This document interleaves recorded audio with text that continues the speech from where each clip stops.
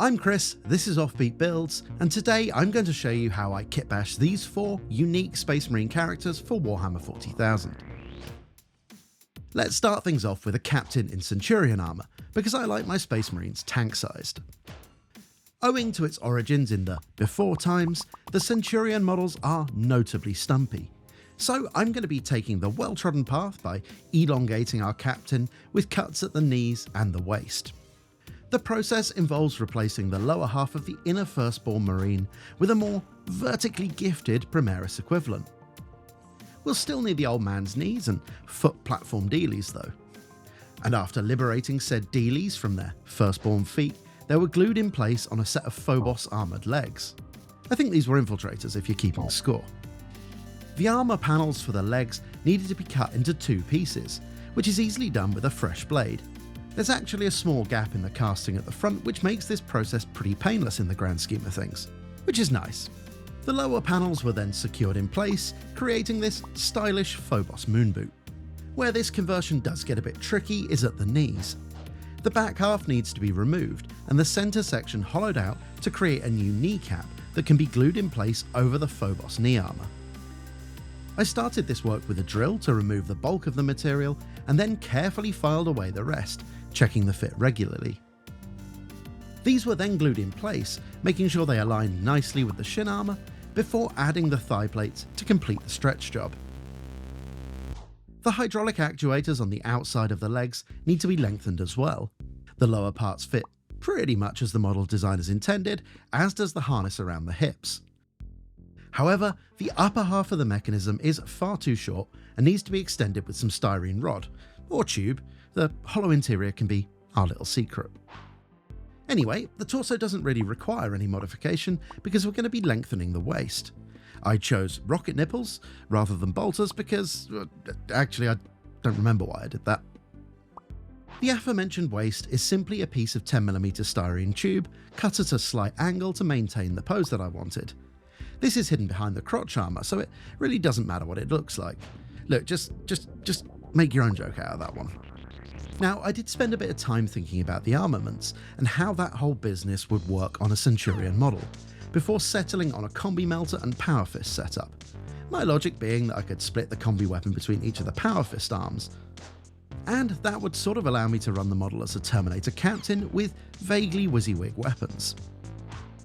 The bolter was a generic Primaris jobby with the hand grip removed, and once the top of the receiver was flattened off, it could be secured to the weapons mount that's already a part of the Centurion Power Fist. In order to achieve the pose that I wanted, I had to modify the right arm by carving some of the ball joint and hydraulic actuator, and then completed the loadout with a melter gun from the Centurion kit. The next problem to solve was the head, which isn't my favourite, and it's stuffed far too far down into the chest plate. So I cut a small section of styrene tube to create a fake neck, and after some deliberation, I just went with a fairly run-of-the-mill knight-style Primaris head, which seemed to fit the vibe of the model. The last major job was to glue on those gigantic shoulder pads before adding a few little detail parts. As is befitting of any Space Marine character, I gave the model a liberal dusting of purity seals and this little incinerator trash can from the Sword Brethren kit. And there he is, standing tall amongst his peers. I'm not sure I really needed a captain in Centurion armour. I'm not sure anyone needs a captain in Centurion armour, but we've got this far, so let's do a Space Wizard. The Sword Brethren kit is a personal favourite of mine, and that was my chosen source for a becloaked Primaris body. The tabard, rather than a full robe, really helps with the dynamics of the pose, but it does come with a whacking great Templar cross on the chest that needs to disappear for reasons. This was scraped away gently with the tip of a scalpel blade and cleaned up with a fiberglass brush, which is a gentler choice for sanding organic shapes. For the force weapon, I turned to the Lord Veritant model that I've had hanging about for a while, cutting the magic inflamed sword from the hilt and replacing it with a pin made from a bit of steel paperclip. Since I had the sprue to hand, I used an arm from one of the Sword Brethren. I probably could have used almost any other Space Marine arm and not had to deal with the complexity of cutting and drilling around those chain details, but I was committed by this point. When I attached the sword, I included a short length of styrene tube to emulate the top of the hand grip and to allow the handguard to clear the armour on the wrist. And that's a nice little get out of jail free card if you ever want to use a fancy sword on a heavily armoured model. After attaching the shoulder pad, I thought it was probably about time to think about the psychic hood, and once again the Lord Veritant model had the goods. I found that if you remove the power pack ducting on the rear of the armour, the sort of sun halo motif thing from the Veritant fits beautifully around the rear of the neck piece, which is a bit of a win. If you're a Space Wolf player, then you've probably got dozens of beardy heads lying around, but I forget exactly where I found this one, which is one of the dangers of these kit bashes. You sort of start to lose any kind of grip on reality once the cement fumes hit. Anyway, for the other arm, I cut up the fanciest bolter arm I could find for reasons I don't quite remember, and conjured away the bolter. I wanted my librarian to be manifesting some sort of psychic flame, and lacking anything suitable in the bits box, that meant breaking out the green stuff. But I managed to coax it into a broadly flame-adjacent shape in the end.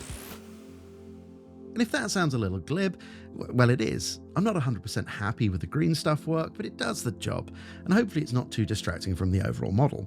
Speaking of doing the job, let's make something resilient. I've still got to use up some of those Indomitus Terminators, so here's a company champion. Back when 10th edition shipped, I set myself the target of making a version of every Space Marine character in tactical dreadnought armour, and this is the second one, so it's going well. The core of the model went together as the designers intended, save for the push-fit studs for the arms. I decided to remove the details on the chest plate, because I like making work for myself, using a sharp scalpel, and cleaned up the resulting mess, first with a sanding stick, and then with a fiberglass brush. To replicate the loincloth on the regular company champion model, I cut a suitable one free from a pair of sternguard legs. Though there are many other options available in the range, turns out Space Marine loincloths are surprisingly abundant. Similarly, I used the long purity seals from the ancient model to adorn the chest plate, but again, there are no shortage of other options out there to do something similar. The Stormbolter wasn't going to cut it for a champion, so the hand was hacked away with a razor saw and the wrist joint drilled to accept a pin for a new hand.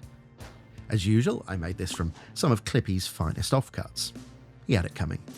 The sword and hand from a Black Templar Sword Brethren model was the other part of the equation, since it looks sufficiently ancient.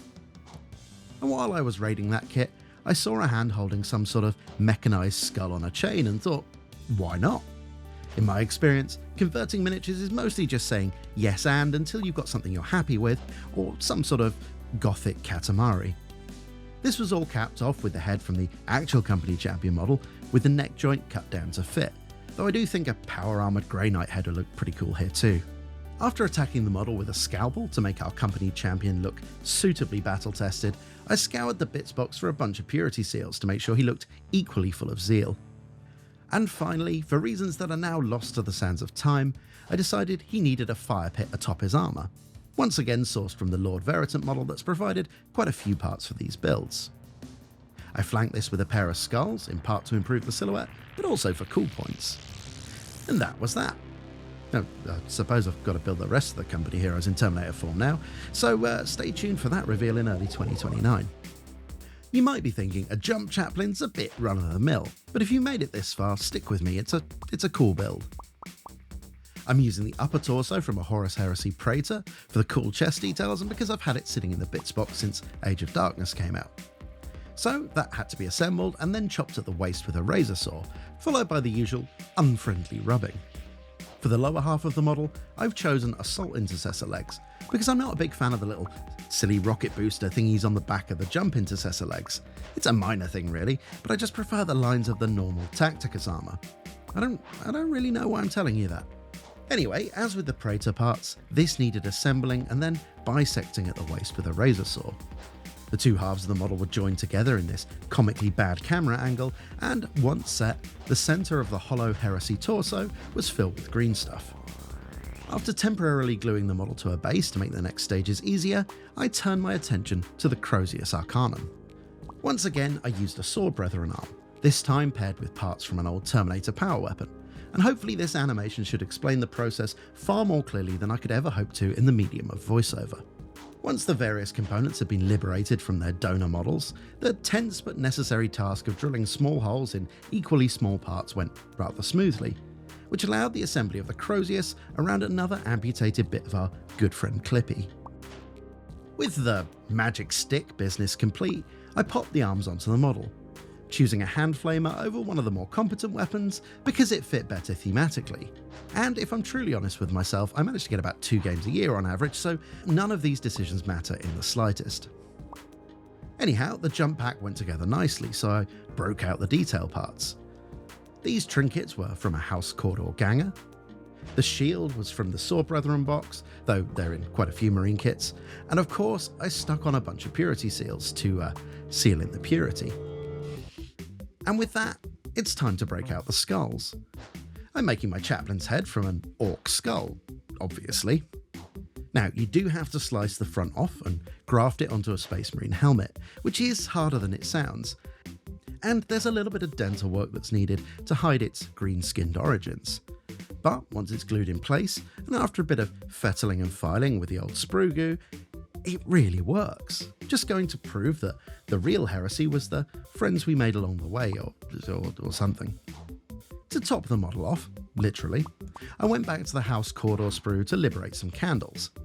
Now, you might suggest that candles on top of a jump pack is a pretty dumb idea, and you'd be right, but we don't pull at that kind of thread around here. This whole toy soldiers thing's a bit of a house of cards. It's best not to rock the boat.